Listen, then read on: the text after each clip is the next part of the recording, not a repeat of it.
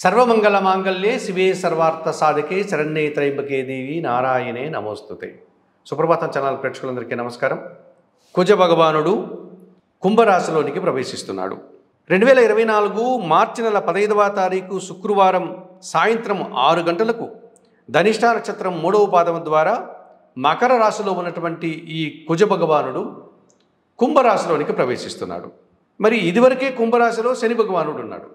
సహజంగానే ఈ శని భగవానుడు నిదానము, మెల్లదనము, పనులంతా కూడా వాయిదా పడ్డము, అశుభ్రత, బద్ధక స్వభావం కలిగినటువంటి ఈ శనితో కుంభరాశిలో ఇప్పుడు కోపము, భూమి సంబంధమైనటువంటి విషయాలకు కారకుడు, వాహన సంబంధమైనటువంటి విషయాలకు కారకుడు, మాట పడని తత్వం, ధైర్యం, వాక్పటుత్వం, కోపిష్టతనం కలిగినటువంటి ఈ కుజుడు వెళ్ళి కలుస్తున్నాడు.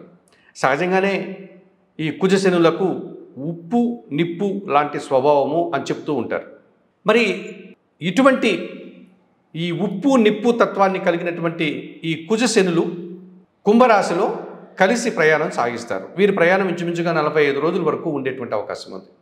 ఇలాంటి సందర్భంలో ద్వాదశ రాశుల వారికి ఈ కుంభరాశిలో కుజశనుల కలయిక వల్ల ఎటువంటి ఫలితాలు వచ్చేటువంటి అవకాశం ఉంటుంది, ఆ ఫలితాలు అనుకూలంగా ఉంటాయా ప్రతికూలంగా ఉంటాయా అన్న విషయాన్ని ఇప్పుడు మనం తెలుసుకుంటున్నాం. సహజంగా ఈ మేషరాశి వారికి 11వ భావం అనేటువంటి కుంభరాశిలో ఇదివరకు శని సంచారం కొనసాగుతోంది. ఇప్పుడు కుజ సంచారం కూడా వచ్చింది. ఈ కుజుడు మేషరాశ్యాధిపతి, పైగా అష్టమాధిపతి. అటువంటి ఈ కుజుడు ఇప్పుడు శనితో కలిసి ముందుకు వస్తున్నాడు. కాస్త చిన్న చిన్న ఇబ్బందులు, ఆటంకాలు ఇచ్చినప్పటికీ కూడా వృత్తి ఉద్యోగ వ్యాపారాల్లో మంచి ఫలితాలనే మేషరాశి వారికి ఈ కుజగ్రహము శనిగ్రహము ఇస్తారని చెప్పవచ్చు. వారి మధ్య ఘర్షణ వాతావరణం ఉన్నప్పటికీ వీరికి అనుకూల వాతావరణమే చివరి దశలో వీరికి లభిస్తుంది. అనుకూల ఫలితాలని మీరు పొందగలుగుతారు. ఏ విషయాల్లో పొందగలుగుతారు? భూముల విషయాల్లో కానీ, నూతన వాహనాల విషయంలో కానీ, వాహనాలు ఏదన్నా ఇబ్బంది కలిగినప్పటికీ కూడా అవి రిపేర్లు అయ్యి సజావుగా ముందుకు సాగే వాతావరణం కనిపిస్తుంది. అలాగే వృత్తి ఉద్యోగ వ్యాపారంలో కాస్త ఘర్షణ వాతావరణం ఏర్పడి తర్వాత అనుకూల వాతావరణం వీరికి లాభాలు పొందడానికి అవకాశం ఉంటుంది. పదోన్నతులు కానీ, కొట్లాడి సాధించుకునేటువంటి తత్వం కానీ, మంచి ఫలితాలు కానీ, మంచి అవకాశాలను కానీ, వ్యవసాయ రంగంలోని వారికి కానీ, సాఫ్ట్వేర్ రంగంలోని వారికి కానీ, విద్యా సంబంధమైనటువంటి రంగాల్లో వారికి కానీ, కార్మికులకు కానీ, వాహన సంబంధమైనటువంటి వారికి కానీ, ఈ రియల్ ఎస్టేట్ సంబంధించిన వారికి అందరికీ కూడా అనుకూల ఫలితాలు రావడానికి మేషరాశి వారికి ఈ కుజశనుల కలయిక 11వ భావంలో ఉంది అని చెప్పవచ్చు. ఇక వృషభ రాశిలో దశమ భావంలో జరుగుతోంది కనుక 50% మాత్రమే సుఫలితాలు రావడానికి అవకాశం ఉంది. అనగా ఒక రకమైనటువంటి ఘర్షణ వాతావరణం జరిగినప్పటికీ కూడా కొంత వీరికి అనుకూల వాతావరణం లభిస్తుంది, కొంతవరకు వీరు ఇబ్బంది పడాల్సిన పరిస్థితి కనిపిస్తుంది. ఈ కుజశనుల కలయిక వల్ల వృషభ రాశి వారికి వృత్తి ఉద్యోగ వ్యాపారాల్లో ఒక రకమైనటువంటి ఇబ్బందులు, అలాగే వృత్తి ఉద్యోగ వ్యాపారాల్లో పనిభారము, అశాంతిని కలిగించేటువంటి సంఘటనలు జరగడం, చివరిలో వీరికి అనుకూల వాతావరణాన్ని మీరు పొందగలుగుతారు. ఇక కన్యా రాశి వారికి షష్టమ భావంలో అనగా 6వ భావంలో ఈ కుజశనుల కలయిక నడుస్తోంది కనుక కొన్ని రుణాలు తీర్చుకోగలుగుతారు. కొంతమంది శత్రువులు సైతం వీరికి మిత్రులుగా మారే అవకాశం కనిపిస్తుంది. ఆరోగ్యం కుదుటపడి వీరు సంతోషంగా ఉండగలుగుతారు. వ్యవసాయ రంగంలో అధిక ఉత్పత్తులు, రియల్ ఎస్టేట్లో అధిక లాభాలు, ఏవైనా కోర్టు సంబంధించినటువంటి విషయాలు ఉంటే కూడా అవన్నీ కూడా చివరకు అంతిమ విజయంగా వీరికి సుఫలితాలు ఇవ్వడానికి అవకాశం ఉంటుంది. ఇక ధనుసు రాశి వారికి 3వ భావంలో సహాయంలో అనగా 3వ భావంలో సహకార భావంలో ఈ కుజశనుల కలయిక ప్రయాణం కొనసాగుతోంది కనుక వీరికి వాహన సౌఖ్యం కానీ, నూతన వాహనాల కొనుగోలు కానీ, భూములు కొనుగోలు కానీ, వ్యవసాయ రంగంలో అధిక ఉత్పత్తులు కానీ, వృత్తి ఉద్యోగ వ్యాపారాల్లో జన సహకారం కానీ పుష్కలంగా లభించడానికి అవకాశం ఉంటుంది.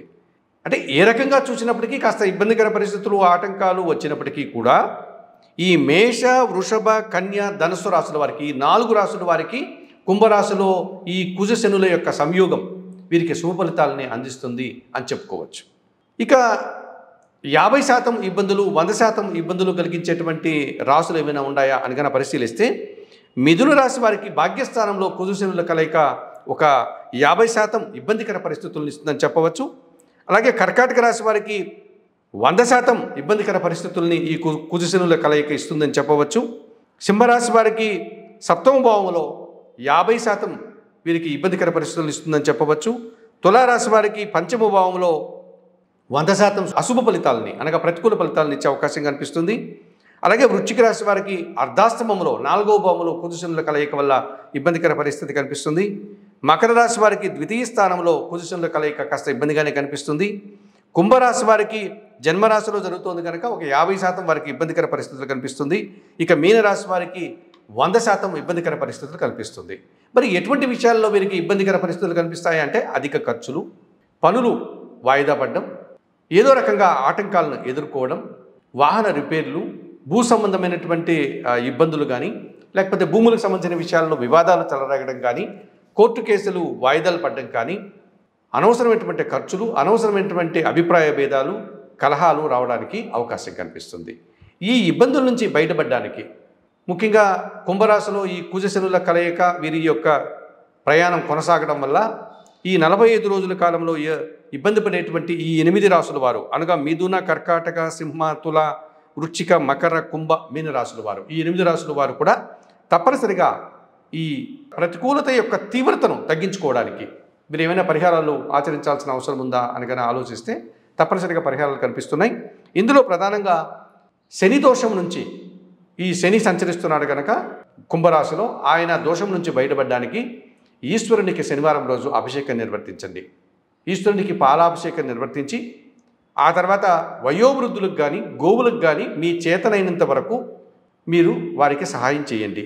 అనగా భోజన సదుపాయాలు కానీ, పశువులకైతే ఆహారము, పచ్చగడ్డి, పళ్ళు, అలాంటి వాతావరణం, నీరు అందించడం, గోశాలను శుభ్రం చేయడం, వయోవృద్ధులకి పండ్లు, ఆహారము, వస్త్రాలు దానం చేయడం, వారితో ప్రేమగా మాట్లాడడం, ఇటువంటి కార్యక్రమాలు చేయడం వల్ల, ఈశ్వరునికి అభిషేకం చేసుకోవడం వల్ల ఈ శని దోషం నుంచి బయటపడడానికి అవకాశం ఉంటుంది. అలాగే శనితో పాటు కుంభరాశిలో కుజుడు కూడా సంచరిస్తున్నాడు కనుక ఈ కుజగ్రహానికి అధిష్టాన దేవత అయినటువంటి సుబ్రహ్మణ్య స్వామికి మంగళవారం రోజు వెళ్ళి అభిషేకం నిర్వర్తించడం, ఎర్రటి పండ్లను ఆయనకి నైవేద్యంగా సమర్పించి ఎర్రటి పూలతో ఆయన అలంకరించడం, పేదవారికి కానీ, పేద బ్రాహ్మణులకు కానీ మంగళవారం రోజు ఎర్రటి కందిపప్పు 1 కేజీ కందిపప్పు దానం చేయడం, ఈ కార్యక్రమాలు చేయడం వల్ల మీరు ఈ కుజశనుల సంయోగం వల్ల వచ్చేటువంటి ప్రతికూలత నుంచి బయటపడడానికి అవకాశం ఉంటుంది. సుప్రభాతం ఛానల్ పెంచుకుంటూ మీరందరూ కూడా చెప్పిన విషయాలన్నీ స్వీకరిస్తూ పరిహారాలు పాటిస్తూ ఆయురారోగ్యాలతో ఆర్థిక అభివృద్ధిని పొందాలని మనస్ఫూర్తిగా కోరుకుంటూ సర్వే జనా సుఖినో భవంతు. నమస్కారం.